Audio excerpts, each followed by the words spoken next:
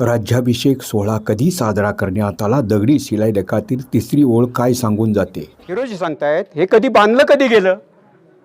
शाके शटनव बाणभूमी, हो का, हे बाणभूमी गणना आनंद संवत्सरी. म्हणजे शक कुठलं होतं त्यावेळेला?